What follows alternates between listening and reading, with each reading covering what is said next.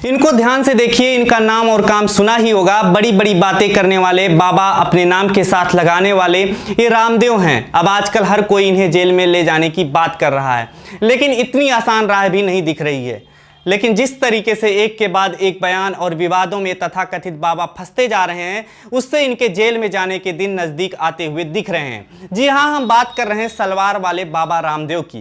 ताजा मामला बाबा के गुरुकुल में बंधक बनाए गए बच्चों का है। नमस्कार, मैं हूं प्रभात और आप देख रहे हैं हमारा आपका सबका पसंदीदा चैनल फोरम 4 बात अलग अंदाज में। पहले रामदेव के गुरुकुल में बंधक बनाए गए बच्चों की खबरों पर बात करें, उससे पहले हम आपको बता दें कि इस पर बात करना क्यों जरूरी है। गूगल में अगर बाबा रामदेव को सर्च कर लें तो इनके सारे करामातों की चर्चा मिल जाएगी।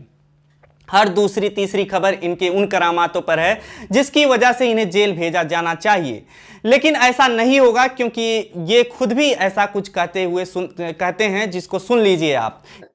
अब उनके खैर अरेस्ट तो किसी वो जो है उनका बाप भी कोई नहीं कर सकता स्वामी रामदेव को लेकिन एक शोर मचा रहे हैं। गिरफ्तार तो उनका बाप भी कोई नहीं कर सकता, सुन लिया ना। बस इसे ध्यान में रखिएगा क्योंकि हम इसी पर आगे बात करेंगे। लेकिन उससे पहले जो चर्चा में है खबर और जिस पर हम बात रखने जा रहे हैं उसे देखिए। खबर अलग अलग समाचार पत्रों में छपी है, लेकिन हेडलाइन मैनेजमेंट के चक्कर में सीधे तौर पर कोई रामदेव को नहीं घसीट रहा। लेकिन इस बड़े अपराध के दोषी ये तथाकथित बाबा रामदेव हैं। इन तीनों मासूम बच्चों को ध्यान से देखिए, वही ये बच्चे हैं जो तथाकथित बाबा रामदेव के, मैं बाबा ना बोलकर तथाकथित बाबा बार बार बोल रहा हूं क्योंकि मैं इनके व्यक्तिगत रूप से बाबा इन्हें कभी नहीं मानता। इससे बाबा नाम का अस्तित्व खत्म हो जाएगा। इसलिए मैं कह रहा हूं कि तथाकथित बाबा रामदेव के हरिद्वार के पतंजलि गुरुकुलम से 4 बच्चे छुड़ाए गए। बताया जा रहा है कि वैदिक कन्या गुरुकुलम के संचालक ने 6 लाख रुपए इन बच्चों को छुड़ाने के लिए मांग की थी। पिता ने शिकायत की, तब जाकर देर रात को इन्हें सौंपा गया। बच्चों की वापसी को लेकर मुख्यमंत्री भूपेश बघेल ने ट्वीट किया है। इसमें उन्होंने लिखा है कि बच्चों को बंधक बनाए जाने की शिकायत उन्हें मिली थी। छत्तीसगढ़ के सीएम बघेल ने लिखा है कि पतंजलि गुरुकुल स्कूल में छत्तीसगढ़ के 4 छात्रों को बंधक बनाए जाने की शिकायत मुझ तक पहुंची थी। गरियाबंद कलेक्टर और एसपी की पहल पर बंधक बनाए गए बच्चों को छोड़ दिया गया है। मैं बच्चों के उज्जवल भविष्य की कामना करता हूं। पूरा मामला जान लीजिए। न्यूज 18 ने अपनी वेबसाइट पर लिखा है कि मामला रामदेव के वैदिक शिक्षण संस्थान गुरुकुलम से जुड़ा है, जिस पर छत्तीसगढ़ के गरियाबंद जिले के कुछ अभिभावकों ने अपने 4 बच्चों को हरिद्वार स्थित गुरुकुलम में बंधक बनाकर रखने का आरोप लगाया है। बताया जा रहा है कि अभिभावकों ने हरिद्वार के जिलाधिकारी और मुख्य शिक्षा अधिकारी को पत्र लिखकर मदद मांगी थी, जिसमें अभिभावकों ने कहा कि 4 बच्चों को परिजनों को सौंपने के लिए गुरुकुलम प्रबंधन की ओर से 50,000 रुपए प्रति छात्र सिक्योरिटी मनी मांगी गई। इस पत्र की कॉपी सोशल मीडिया पर वायरल हो रही है। छत्तीसगढ़ के गरियाबंद जिला प्रशासन के हस्तक्षेप के बाद बच्चे गुरुकुलम से मुक्त कर दिए गए।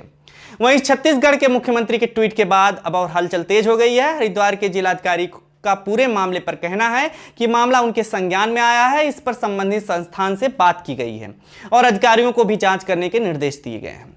भास्कर की खबर के अनुसार बच्चों के पिता पेशे से शिक्षक कौशल ने बताया कि वहां की अव्यवस्था के चलते बच्चों को वापस लाने का निर्णय लिया है।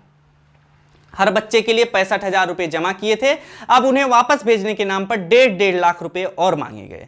ऐसे में 4 बच्चों के 6 लाख रुपए जमा कराने को कहा गया। इस पर उन्होंने छत्तीसगढ़ सरकार से मदद मांगी, जिसके बाद गरियाबंद कलेक्टर नीलेश क्षीरसागर के प्रयासों से स्थानीय प्रशासन ने सहयोग किया और रात करीब 10:40 बजे उन्हें सौंप दिए गए। सुबह 4 बजे वे घर के लिए निकले हैं।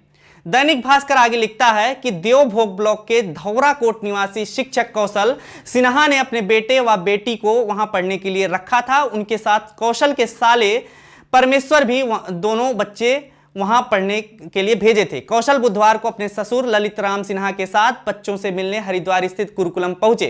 वहां कोरोना का जांच का हवाला दिया गया। आरोप है कि रुड़की अस्पताल की रिपोर्ट भी नहीं मानी गई और कहा कि पतंजलि में जांच कराना अनिवार्य है। रिपोर्ट 4 दिनों बाद आएगी, तब मिलने दिया जाएगा। हमने आचार्य कुलम की फीस के बारे में जानकारी प्राप्त करने की कोशिश की तो यह जनसत्ता की एक खबर हाथ लगी, जिसमें आचार्य कुलम की फीस बताई गई है। आपको जानकर हैरानी होगी कि आचार्य कुलम में 5वीं में जब दाखिला होता है तो बच्चे से 1 साल के लिए 2,02,000 के लिए फीस वसूले जाते हैं। इसमें ट्यूशन फीस के साथ साथ खाने पीने खाना पीना भी शामिल होता है। 30,000 रुपये इम्प्रेस्ट के नाम पे मांगे जाते हैं। इम्प्रेस्ट यानी छात्र या छात्रा को विद्यालय से स्टोर के जो कुछ सामान लेने होते हैं उसका पैसा, साथ ही 10,000 रुपये की सिक्योरिटी भी। अगर इतनी महंगी फीस और सिक्योरिटी है तो फिर इस तरह से बंधक बच्चों को कैसे बनाया जा रहा है? फिलहाल सारी नौटंकी बंधक बनाकर पैसे हड़पने की लग रही है और इन सबके पीछे रामदेव का फैल रहा साम्राज्य है, जिसने अपनी सरकार और प्रशासन के पकड़ के चलते काला सफेद धंधा करके सब कुछ हासिल कर लिया है। यह मैं नहीं कह रहा हूं, आप खुद जानते होंगे, और इसलिए यह फिर से आपको इस वीडियो की ओर ले चलते हैं जिसमें रामदेव यह बोलते नजर आ रहे हैं कि गिरफ्तार तो उनका बाप भी कोई नहीं कर सकता। आपको बता दें कि अभी रामदेव और आईएमए के बीच चल रहा विवाद शांत नहीं हुआ है। आईएमए ने रामदेव के खिलाफ केस दर्ज कराया है। पहले यह मामला समझ लीजिए और फिर बात करेंगे कि रामदेव क्यों कहता है कि गिरफ्तार तो उनका बाप भी नहीं कर सकता। यहां मैंने बोल दिया कि क्यों कहता है। यह रामदेव का अनादर मैंने जानबूझकर इसलिए किया क्योंकि उसकी बाप जैसे शब्दावली देकर चुनौती करने का मतलब देश के संविधान को ताक पर रख देना है। साथ ही यह उसकी अमर्यादित और गुंडई वाली भाषा है। तो सबसे पहले मामला समझिए। हाल ही में रामदेव को एक वायरल वीडियो क्लिप में यह कहते हुए बयान को वापस लेने के लिए मजबूर होना पड़ा कि जिसमें रामदेव ने कहा था कि कोरोना वायरस संक्रमण के इलाज के लिए इस्तेमाल की जा रही दवाएं, कुछ दवाओं पर वह सवाल उठा रहे थे और यह कहते हुए सुने गए थे कि कोविड-19 के लिए एलोपैथिक दवाएं लेने से लाखों लोगों की मौत हो गई। इस टिप्पणी का डॉक्टरों के संघ ने जोरदार विरोध किया, जिसके बाद केंद्रीय स्वास्थ्य मंत्री हर्षवर्धन ने उनसे बेहद दुर्भाग्यपूर्ण बयान वापस लेने के लिए कहा। एक दिन बाद योग गुरु ने अपने ट्विटर हैंडल पर एक खुले पत्र में आईएमए से 25 प्रश्न पूछे। इसमें पूछा गया था कि क्या एलोपैथी ने उच्च रक्तचाप और टाइप 1 और टाइप 2 में मधुमेह जैसी बीमारियों के लिए स्थायी राहत प्रदान की है। उन्होंने पार्किंसन जैसे रोग जैसी आधुनिक समय की बीमारी को सूचीबद्ध किया और सवाल किया कि क्या एलोपैथी में इनफर्टिलिटी का बिना दर्द का इलाज है। इसके बाद रामदेव के करीबी सहयोगी आचार्य बालकृष्ण ने इसे साजिश बताते हुए कहा कि आईएमए संगठन के तहत एलोपैथिक चिकित्सकों द्वारा रामदेव और आयुर्वेद को निशाना बनाया जा रहा है।